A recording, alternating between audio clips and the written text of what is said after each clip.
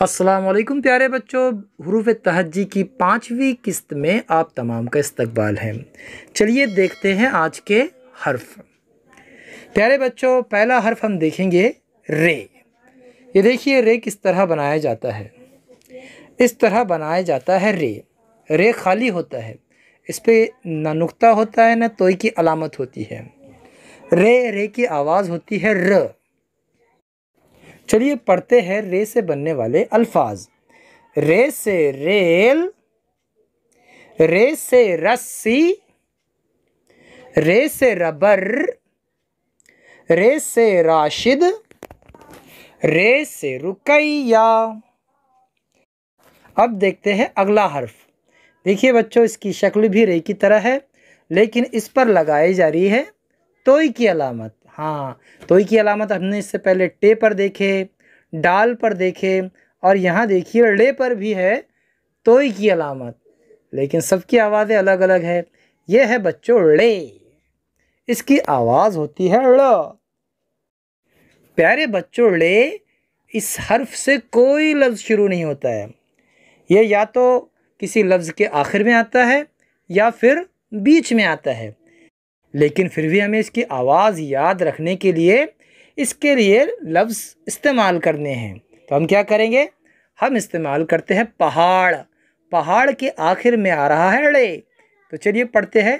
ड़े से पहाड़, ड़े से ताड़, ड़े से पेड़। इन सब के आखिर में जो आवाज़ थी वह ड़े की आवाज़ होती है ड़।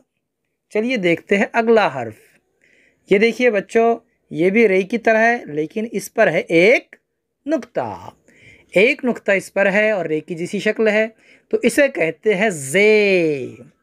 हाँ, इसकी आवाज़ होती है ज से बहुत सारे अल्फाज होते हैं। चलिए पढ़ते हैं।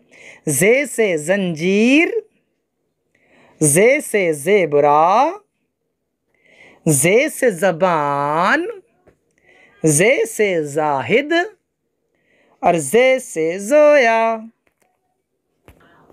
चलिए देखते हैं अब आज का आखिरी हर्फ। ये देखिए बच्चों, ये भी रे की तरह है, लेकिन इस पर है 3 नुक्ते हैं।